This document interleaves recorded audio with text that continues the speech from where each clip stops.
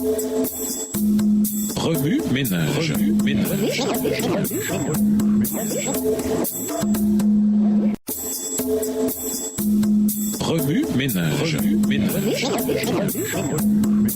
Bienvenue dans votre émission Remue ménage. Ouais, sont de lundi. Interpréter. Est-ce que j'en fais assez? Les variations de cette question sont souvent suivies d'explications. Je sais que je ne suis pas sauvé par les œuvres, mais je dois pourtant faire quelque chose. Premièrement, quelle est exactement la question posée? Est-ce que j'en fais assez? Assez pourquoi? Puisqu'il est impossible de répondre à une norme vague, que vise-t-on alors? S'agit-il d'une tentative de gagner rétroactivement le salut? Merci Jésus de ce que tu me permets de commencer. Je l'apprécie, mais je comprends qu'ensuite je dois me débrouiller. Une telle affirmation n'est absolument pas biblique. Colossiens 2, verset 6. L'objectif serait-il de plaire aux gens, d'être considéré comme un croyant pieux, connu pour tous ses ministères, ses prédications et son service? Un tel objectif n'est pas une bonne idée non plus. Galates 1, verset 10. Deuxièmement, il y a une différence entre la conviction de servir et l'anxiété de servir. La première vient de Dieu, la seconde, non. Dieu ne motive pas et ne communique pas par le biais de l'anxiété ou de la peur. Il ne nous a pas donné un esprit de crainte, mais de puissance, d'amour et de maîtrise de soi. 2 Timothée 1, le verset 7. Son amour parfait bannit la crainte. 1 Jean 4, le verset 18.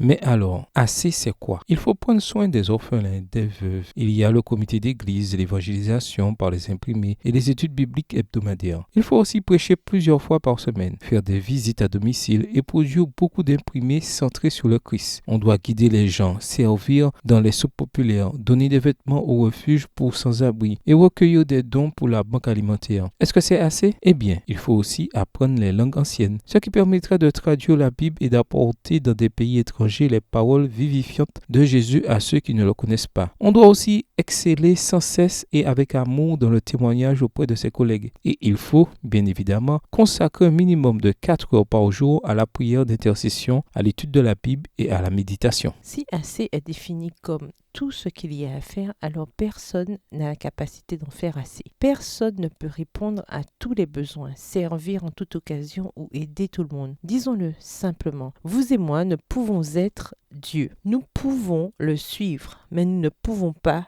être lui. Par conséquent, au lieu de demander « Est-ce que j'en fais assez ?», choisissez la formulation biblique suivante. Est-ce que je fais ce que Dieu m'a demandé de faire? Il n'existe aucun exemple biblique où Dieu demande à un seul être humain de répondre à tous les besoins qu'il voit. Au contraire, les apôtres ont délégué les responsabilités afin qu'ils puissent se concentrer sur leur appel individuel. Acte 6 et versets 1 à 7. Dans un exemple plus large encore, Paul explique que l'Église est le corps du Christ et qu'il y a plusieurs parties et un seul corps. 1 Corinthiens 12, verset 20. Chaque membre n'est pas un corps en soi, mais un membre du corps. Tout comme chaque partie du corps a une fonction et un objectif spécifique. Chaque enfant de Dieu fait partie du corps du Christ. Dieu n'a appelé personne à être l'Église entière par lui-même. Il a appelé chacun à être un membre de l'Église.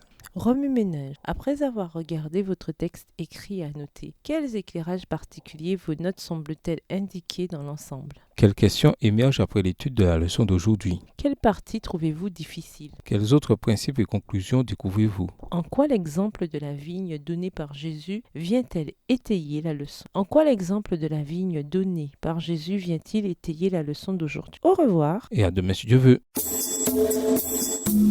Remue ménage. Remue ménage.